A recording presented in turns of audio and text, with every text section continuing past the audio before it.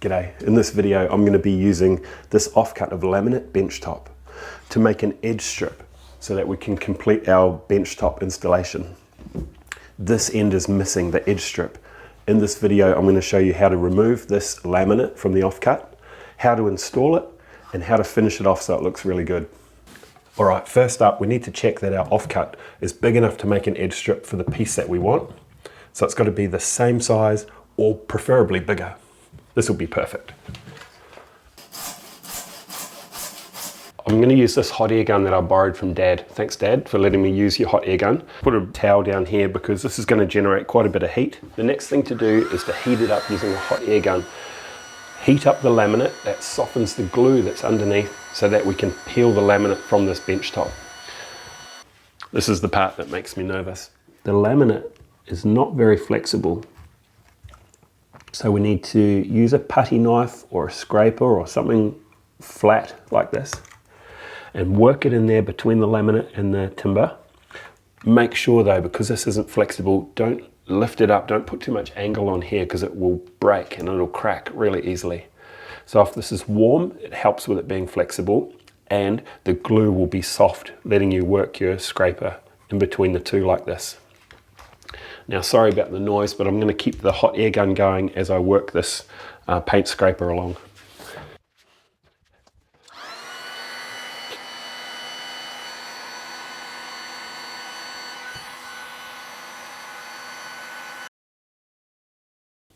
Now we've got to prepare the surfaces.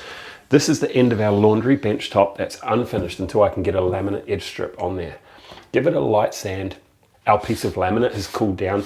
Carefully sand that too. Now remember, it might be a little brittle, so lightly sand it and in one direction, away from you while you hold it. We're almost ready to glue this piece on. But before I do, I'm going to trim it down closer to our finished size. This makes it easier for later on. So we're going to put our edge strip here, flush with the bottom of the workbench, making sure it doesn't move, hold it nice and tight. Then with a marker, run along that edge there.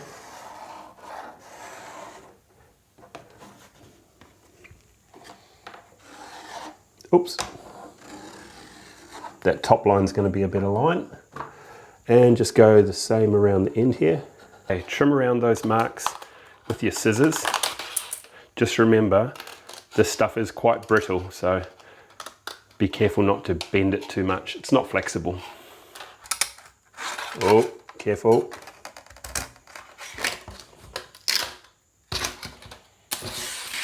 I nearly put a break right through there. In theory, that's why we're making it oversized. For little chips and chunks like that, it won't matter. Oh, there's another one. I'll come back from this end now.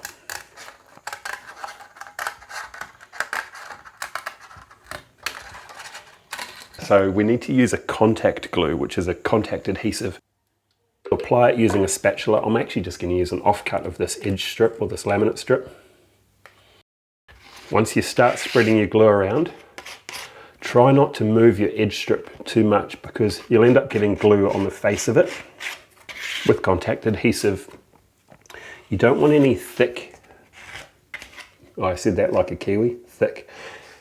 You don't want any really thick parts of glue, any like globs or blobs. You actually just want a really thin layer. All your material has to be covered, but you want a nice thin layer of it and almost transparent.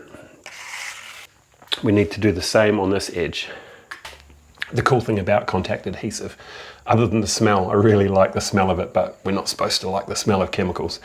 The cool thing is that you're not sort of on a time limit as to how long it takes to apply it, because once you've got contact adhesive on both surfaces, you're going to have to wait 5 or 10 minutes and it'll tack off, it'll become touch dry, and you'll think you've almost missed your window of opportunity to join these two together. But when you put those two surfaces together, there will be no separating them. They just lock together like concrete.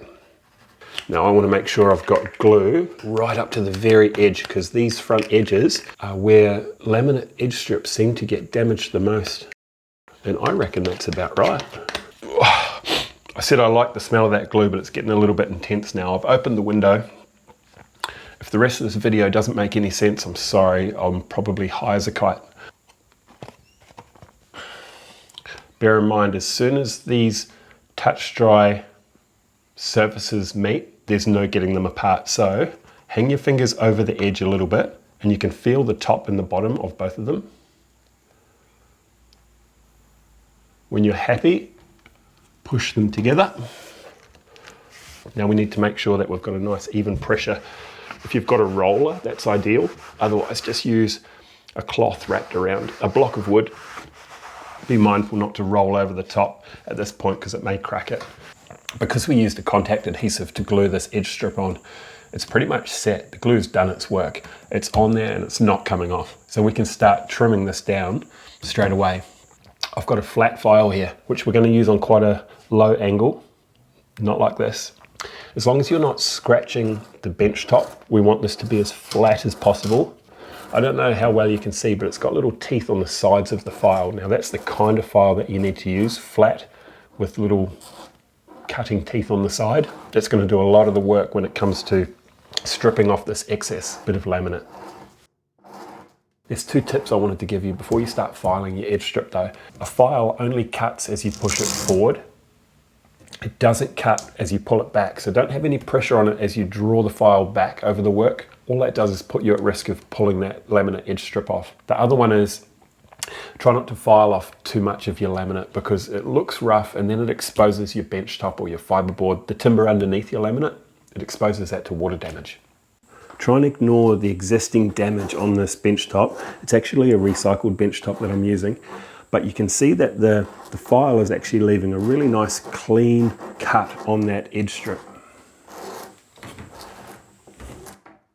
There's a couple of chips taken out of this laminate edge strip and I know exactly what I've done wrong. So the file only cuts as you push it forward, but I've had pressure down on it as I've drawn it back towards me and it's pulled off little chunks of this laminate edging strip. So I know what not to do next time. Next up, you can sand the edge strip top and bottom. I'm just using a fine sandpaper. I think this one's 240 grit, wrapped around a sanding block. Now, if you don't have a sanding block, just wrap your sandpaper around a flat bit of timber. But sanding blocks are only a couple of dollars, and if you do any sanding, I reckon they're really good. They're worth picking one up next time you're in the hardware store. And get the excess glue cleaned up with acetone and a rag. That job is done and it looks good. Now you know how to turn an offcut of laminate bench top into an edge strip. So if you've got this job to do at home, follow those steps and get it done. If you found this video helpful, click the subscribe button and the little bell. It costs you nothing and you'll get notified each time I upload a new tutorial video. Join me at Inspire DIY. Take on projects and get things fixed at your place. Like this video on how to adjust kitchen cabinet hinges. Check it out and I'll see you there.